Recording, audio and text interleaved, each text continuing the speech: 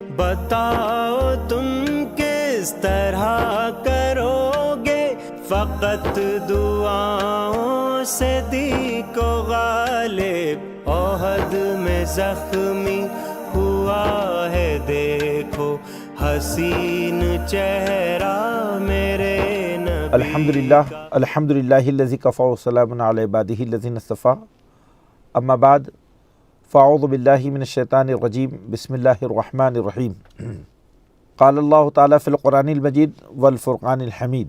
یا ایھا الذین آمنوا ان تنصروا اللہ ینصرکم ویثبت اقدامکم، صدق اللہ العلی العظیم۔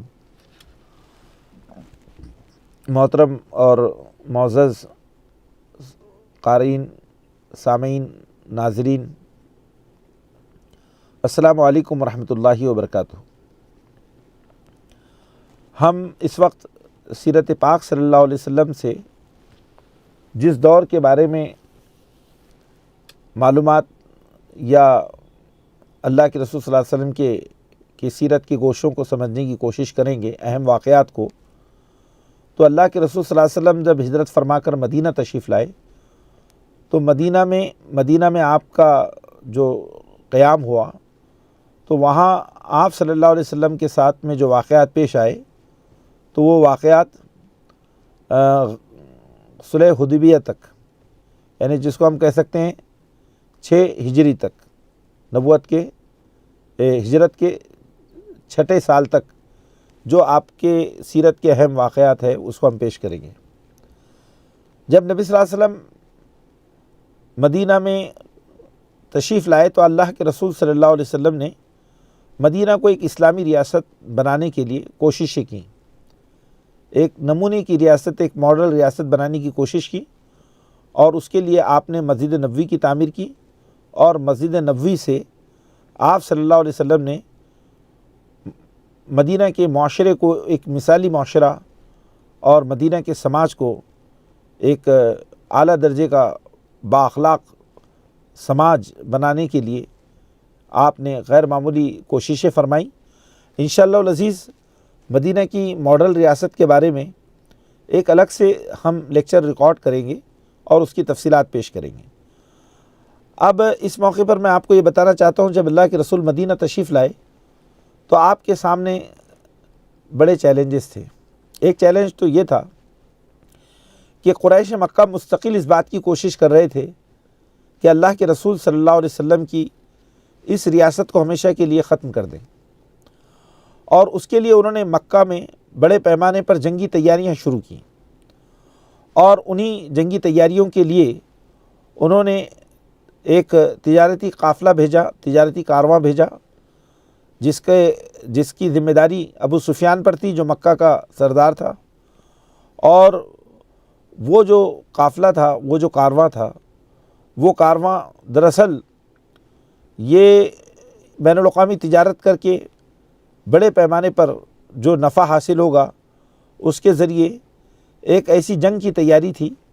کہ محمد صلی اللہ علیہ وسلم کی ریاست کو ہمیشہ کے لیے ختم کیا جائے۔ اللہ کے رسول صلی اللہ علیہ وسلم ان ساری باتوں کا علم رکھتے تھے، تو اللہ کے رسول صلی اللہ علیہ وسلم نے مدینہ آنے کے بعد میں اہل مدینہ کی جہاں پر دینی اور اخلاقی تربیت کی اور مدینہ کے معاشرے کو اسلامی معاشرہ بنانے کی کوششیں کی،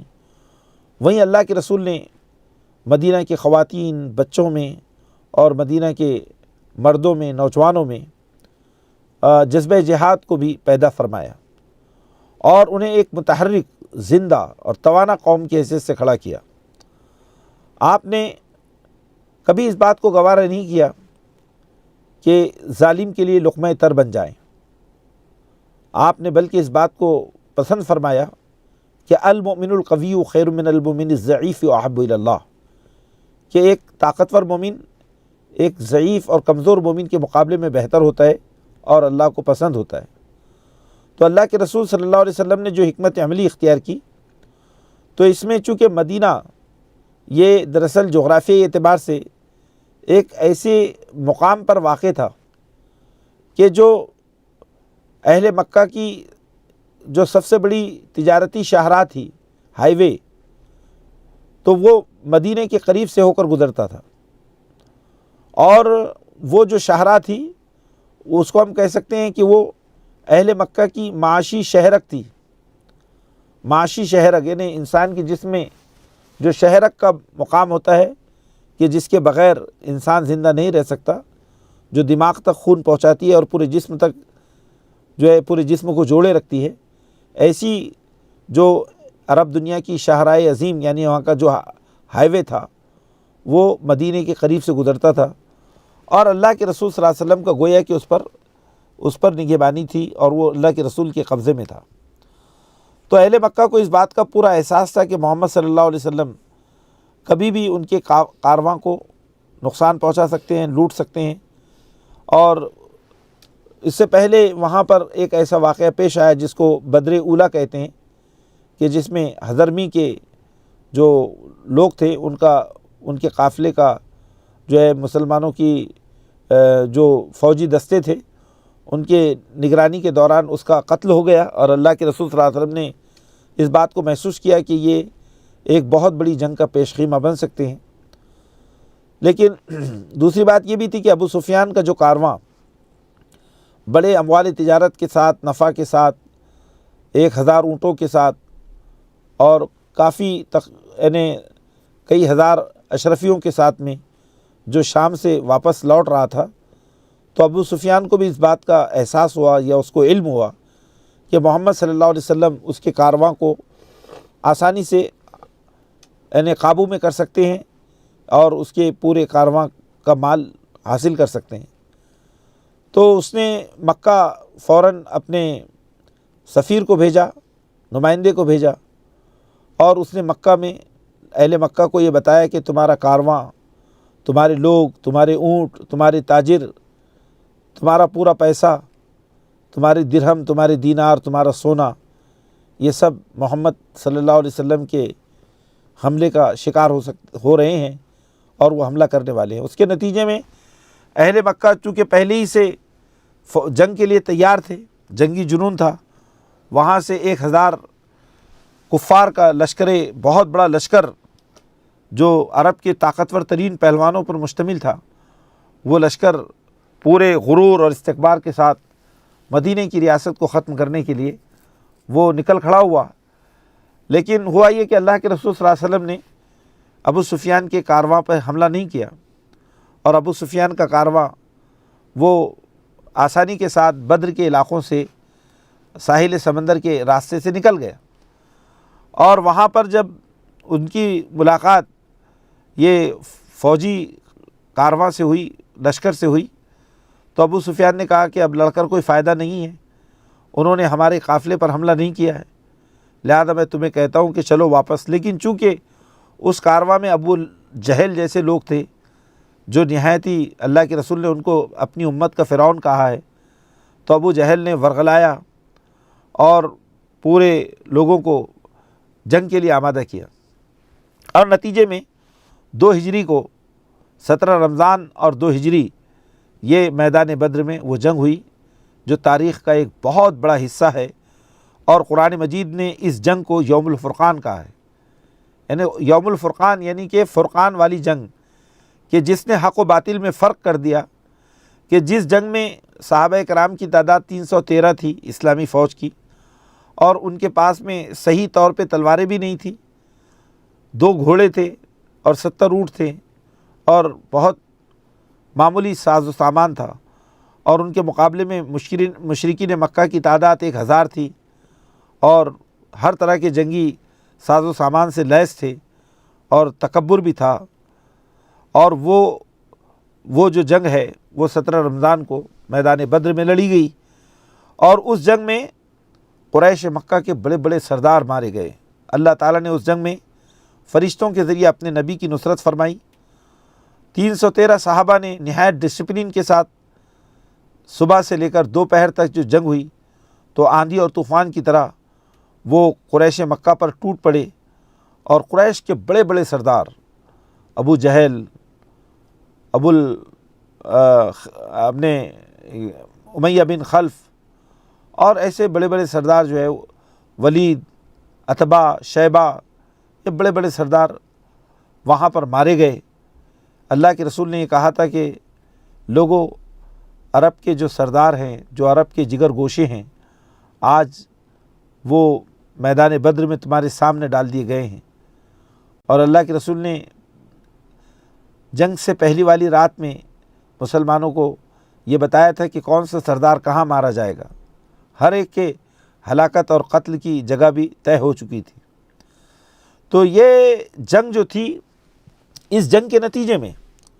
پوری عرب دنیا ہی نہیں بلکہ پوری دنیا میں یہ پیغام گیا کہ اسلام ایک عظیم طاقت بن چکا ہے اور اسلام کی پشت پر اللہ ہے، کیونکہ 313 مسلمان 1000 کے بہت ہی طاقتور لشکر کو شکست فاش دیتے ہیں۔ تو اس طرح سے اسلام کی ہیبت اور اس کی عظمت لوگوں کی دلوں میں جو ہے جاگزی ہوئی۔ لیکن قریش مکہ کے بڑے بڑے سردار مارے گئے، تو قریش اور ان کے لوگ غم میں مبتلا ہو گئے اور انہوں نے یہ فیصلہ کیا کہ ہم اس کا انتقام لیں گے، اور نتیجے میں 1 سال کے اندر انہوں نے ایک بڑا لشکر تیار کیا۔ 3000 فوجیوں پر مشتمل یہ لشکر جو ہے وہ نکلا۔ لیکن اس جنگ کے بارے میں ہم دیکھتے ہیں کہ یہ جنگ جو اللہ کے رسول نے اس کو فتح حاصل کی، تو 70 جو ہے شہید صحابہ کرام جو ہے، اس میں 17 صحابہ کرام کے بارے میں آتا ہے کہ وہ شہید ہوئے، اور جو قریش مکہ ہے تو ان کے 70 بڑے بڑے کفار جو سردار تھے اور ان کے جنگجو تھے وہ قتل ہوئے، اور 70 قیدی ہوئے، اور جو قید کر کے مدینے میں لائے گئے تو اللہ کے رسول نے ان کے ساتھ میں بہت اچھا انسانی سلوک کیا، اور ان میں جو پڑھنا لکھنا جانتے تھے ان لوگوں کو مدینے کے بچوں کو لکھنا پڑھنا سکھانے کے عوض ان کو جو ہے ان کا فدیہ طے کیا گیا، اور ایسے جو لوگ بھی اپنے قیدیوں کو چھڑانا چاہیں تو ان کا جو درہم و دینار کے ساتھ ان کا فدیہ طے ہوا، اور ان لوگوں کو مطلب ان کو چھڑایا گیا۔ بہرحال سن 3 ہجری میں شوال کے مہینے میں پھر ابو سفیان کی قیادت میں ایک بہت بڑا فوجی لشکر وہ پہنچا، اور اس وقت اللہ کے رسول صلی اللہ علیہ وسلم کی رائے یہ تھی کہ جنگ مدینے ہی میں لڑی جائے، مدینے کے اطراف میں، لیکن پرجوش نوجوانوں کا یہ فیصلہ تھا کہ جنگ ہم مدینے کے باہر احد کے پہاڑیوں میں لڑیں گے، جیسے پہلی جنگ بدر میں لڑی گئی تھی۔ اللہ کے رسول صلی اللہ علیہ وسلم اس کے لیے تیار ہو گئے، آپ نے صحابہ سے مشورہ کیا اور وہاں پہنچے۔ بہرحال یہ ایک بہت تفصیلی واقعہ ہے۔ جب آپ وہاں پہنچے تو وہاں پر عبداللہ بن ابی اور اس کے جو ماننے والے بہت سارے کمزور جو مسلمان تھے وہ وہاں سے واپس آ گئے، 300 لوگ واپس آ گئے، اور اس طرح صرف 700 لوگ میدان جنگ میں موجود رہے۔ اور اس وقت قریش مکہ وہ 3000 کا لشکر لے کر وہاں پہنچے۔ جنگ شروع ہوئی۔ جب جنگ شروع ہوئی تو ابتدا میں مسلمانوں کو فتح نصیب ہوئی، لیکن جنگ میں جو لوگ فوج کے سپہ سالار تھے ان میں ایک خالد بن ولید بھی تھے، جو اس وقت تک مشرک تھے اور کفار کی فوج کے سپہ سالار تھے۔ وہ میدان جنگ کی تدبیروں سے خوب واقف تھے۔ انہوں نے محسوس کیا کہ مسلمانوں سے یہ جنگ جیتی نہیں جا سکتی ہے، کیونکہ وہ جذبہ شہادت سے بھرے ہوئے ہیں۔ لہذا اس جنگ میں وہ اپنی فوج کو انہوں نے کہا کہ ساز و سامان، مال غنیمت میدان جنگ میں چھوڑ کر پیچھے پلٹ جاؤ، اور وہ پیچھے پلٹ گئے، یعنی گویا کہ انہوں نے اپنی شکست تسلیم کر لی۔ اب اس وقت صحابہ کرام میں سے بہت سارے لوگوں نے سوچا کہ ہم جنگ جیت گئے، اور وہ اسی کے نتیجے میں انہوں نے اپنی تلواریں نیام میں ڈال دی، میدان جنگ کی صفیں ٹوٹ گئی، اور لوگ مال غنیمت جمع کرنے میں مصروف ہو گئے۔ تو جن صحابہ کو اللہ کے رسول نے درہ خیبر پر رکھا تھا، جو وہاں سے دشمن پر تیر اندازی کر رہے تھے، 50 صحابہ، اور ان کو یہ کہا گیا تھا کہ اگر تم یہ دیکھو کہ ہماری لاشوں کو چیل اور گدھ نوچ کر کھا رہے ہیں تو بھی تم نے وہ مقام کو نہیں چھوڑنا۔ اب وہ جو 50 صحابہ تھے جو وہاں سے تیر اندازی کر رہے تھے، وہ دراصل دشمن کے لیے سب سے زیادہ دشمن کے لیے سب سے خطرناک وہی لوگ تھے۔ تو جب یہ دشمن کی فوج میدان چھوڑ کر بھاگ گئی تو ان لوگوں نے بھی وہاں سے دیکھا کہ لوگ مال غنیمت لوٹ رہے ہیں اور جنگ جیت لی گئی ہے، لہذا وہ لوگ اپنے مقام سے نکل کر نیچے کی طرف آنے لگے۔ ان کو ان کے سردار نے بہت روکا لیکن وہ نہیں مانے، اور انہوں نے کہا کہ اب یہ جنگ جیت لی گئی ہے اور تمام لوگ مال غنیمت کو جمع کرنے میں لگے ہوئے ہیں۔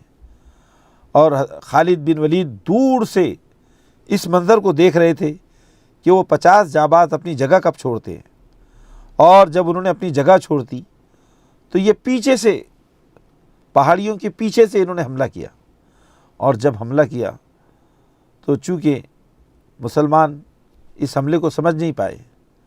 اور انہوں نے اس جنگ میں بڑے پیمانے پر قتل عام کیا۔ اس جنگ میں 70 صحابہ شہید ہوئے، اس جنگ میں مصعب بن عمیر شہید ہوئے، اس جنگ میں حضرت حمزہ رضی اللہ عنہ جو اللہ کے رسول کے سرپرست تھے وہ شہید ہوئے۔ اس جنگ میں یہ افواہ پھیلا دی گئی کہ محمد صلی اللہ علیہ وسلم بھی شہید ہو گئے، نعوذ باللہ۔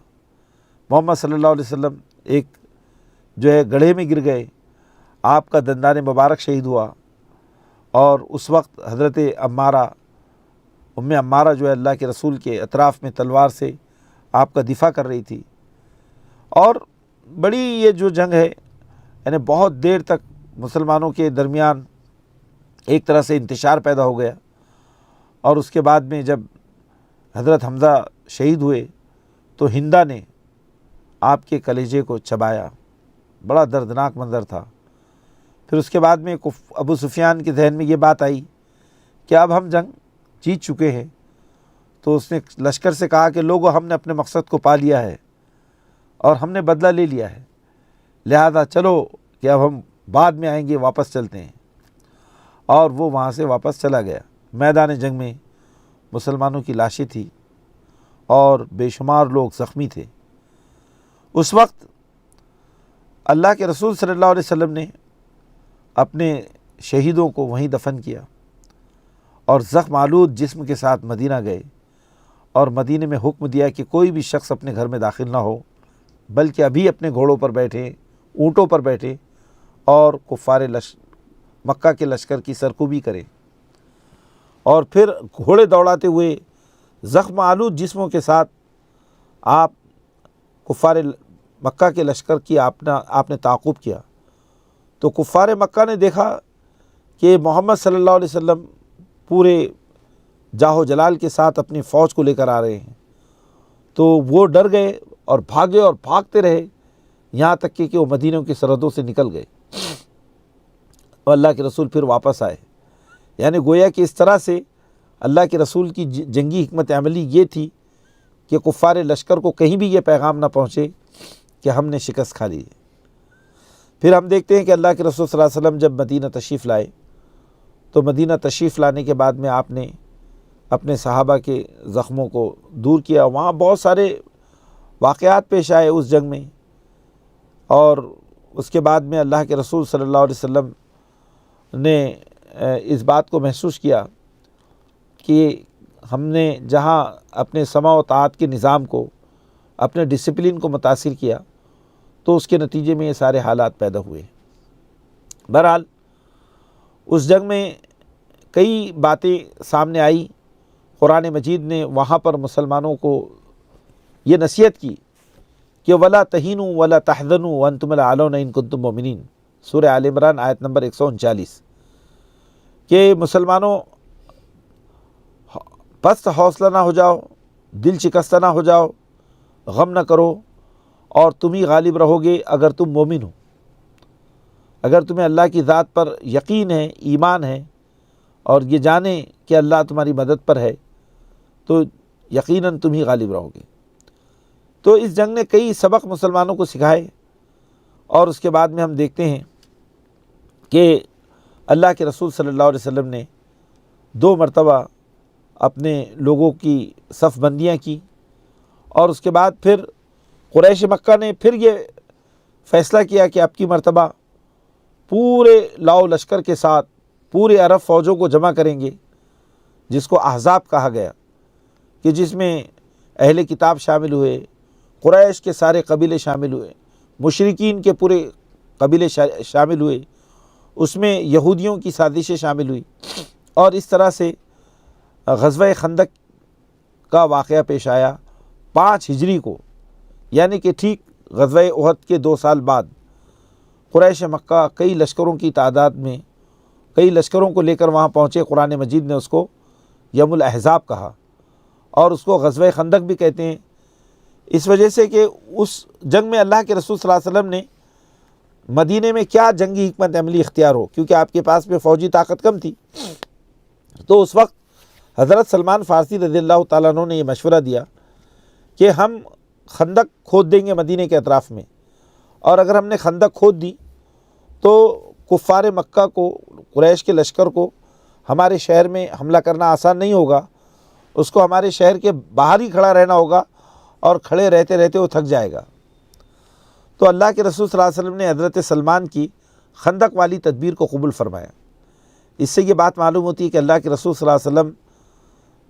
ہمیشہ جدید جو ٹیکنالوجی ہے اس کو اختیار کرتے تھے۔ جب خندق کھودی گئی تو مسلمانوں نے بہت گہری خندق کھودی، اور اس خندق پر اللہ کے رسول صلی اللہ علیہ وسلم خود بھی اپنے ہاتھ میں کدال لے کر خندق کھود رہے تھے، پتھر اٹھا رہے تھے۔ صحابہ کرام اور اللہ کے رسول، وہ زمانے میں کافی بھوک تھی، لوگوں کے پیٹ میں کھانا نہیں تھا، صحابہ نے اللہ کے رسول کو اپنا پیٹ بتایا جس پہ پتھر بندھے ہوئے تھے، ایک ایک پتھر۔ اللہ کے رسول نے اپنا بطن مبارک بتایا جس پر 2 پتھر بندھے ہوئے تھے۔ پھر اس کے بعد ہم دیکھتے ہیں کہ ایسی ایسی چٹانیں وہاں آئی، ایک چٹان صحابہ کرام سے ٹوٹ نہیں رہی تھی، تو اللہ کے رسول صلی اللہ علیہ وسلم کو بلایا گیا کہ یہ چٹان ٹوٹتی نہیں ہے، تو اللہ کے رسول نے اپنے ہاتھ میں کدال لیا اور اس پر زور سے ضرب لگائی، اور اس چٹان سے ایک بڑی چیخ سنائی دی، ایک بڑی آواز نکلی، تو اللہ کے رسول نے کہا کہ کسریٰ ہلاک ہوا، کسریٰ ہلاک ہوا، اللہ اکبر۔ پھر دوسری چٹان آئی، اللہ کے رسول نے اس پہ ضرب لگائی، اس سے آواز نکلی تو کہا قیصر ہلاک ہوا۔ یعنی گویا کہ صحابہ کرام کو آپ یہ بتا رہے تھے کہ عنقریب وہ دور آنے والا ہے کہ قیصر و کسریٰ کی عظیم طاقتیں بھی اسلام کا مقابلہ نہیں کر سکیں گی۔ پھر اس کے بعد میں جب کفار لشکر 1 مہینے تک اطراف میں رہا، پھر ان کے درمیان بددلی پیدا ہوئی، اور اسی وقت جو مسلمانوں کے حلیف تھے بنو قریظہ کہ جنہوں نے مسلمانوں کے جو معاہدہ کرنے والے یہودی تھے، انہوں نے مسلمانوں سے غداری کی، اور وہ اہل قریش کے ساتھ وہ بھی مل گئے، تو ان کی غداری پر ان کی سزا بھی تجویز ہوئی۔ اللہ تعالیٰ نے آندھیاں بھیجی، طوفان بھیجے، اور قریش کا لشکر وہ وہاں سے بھاگ کھڑا ہوا۔ پھر اللہ کے رسول صلی اللہ علیہ وسلم جب یہ ایسے حالات بن گئے، قرآن مجید نے اس کا ذکر کیا کہ کفار کے لشکر چاروں طرف تھے اور ان کی بڑی بڑی فوجیں تھیں، تو ان فوجوں کو دیکھ کر ایمان والوں کے دل میں ایمان تازہ ہو گیا، یعنی ان کا ایمان کم ہونے کے بجائے قرآن کہتا ہے بڑھ گیا۔ کیوں بڑھ گیا؟ سورہ احزاب میں اس کا ذکر ہے، کیونکہ اللہ تعالیٰ نے ان کو بتایا تھا کہ تم پر ایسے ایسے حملے ہوں گے۔ پھر اس کے بعد میں ہم دیکھتے ہیں کہ جب بنو قریظہ نے اس طرح سے غداری کی تو ان کا مقدمہ اس مدینے میں پیش ہوا،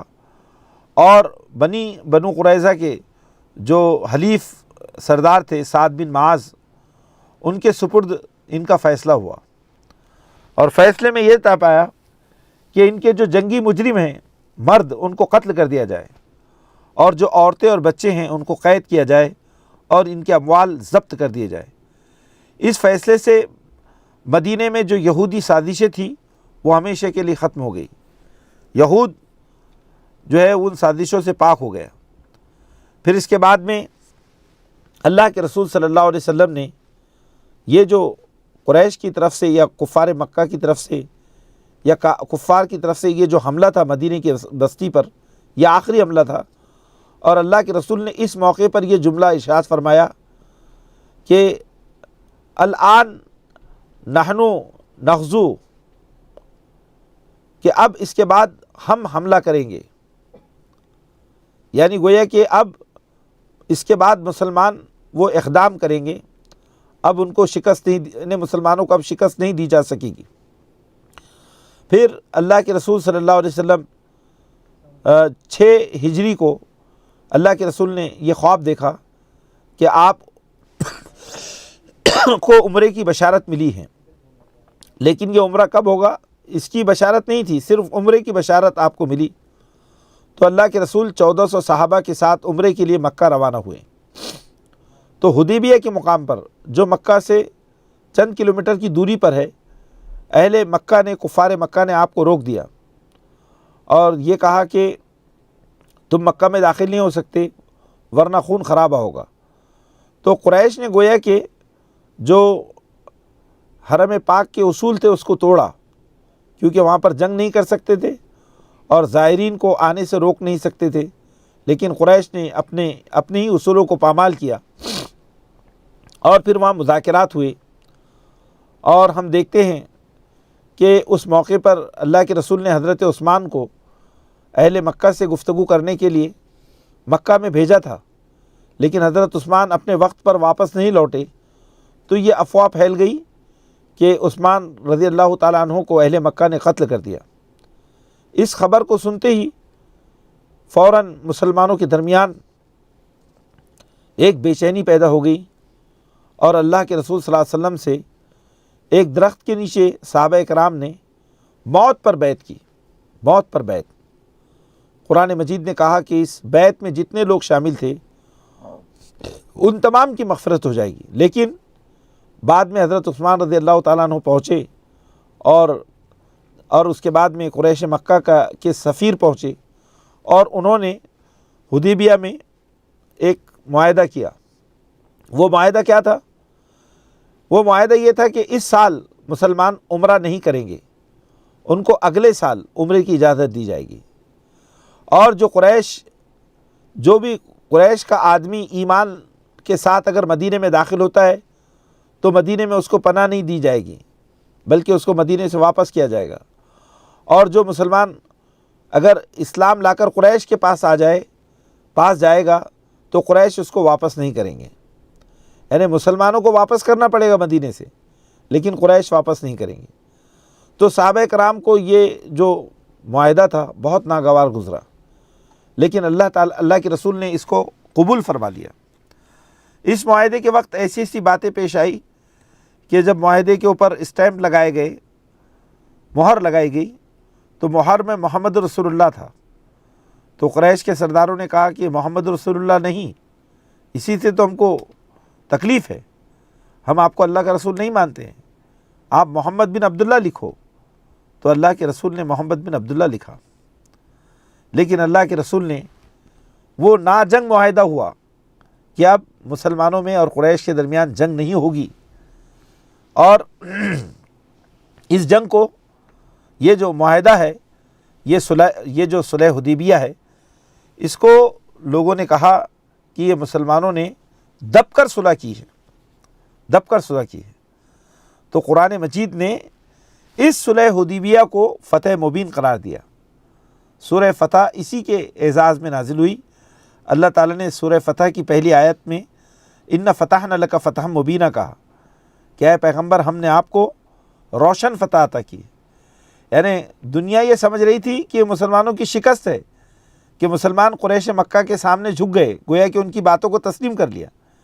لیکن صحیح بات یہ تھی کہ یہ اللہ کے نزدیک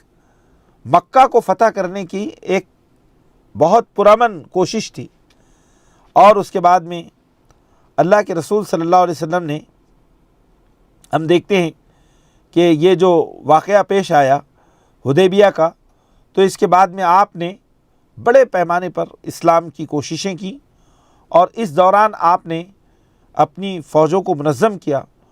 اور یہودیوں کا جو سب سے طاقتور مرکز تھا،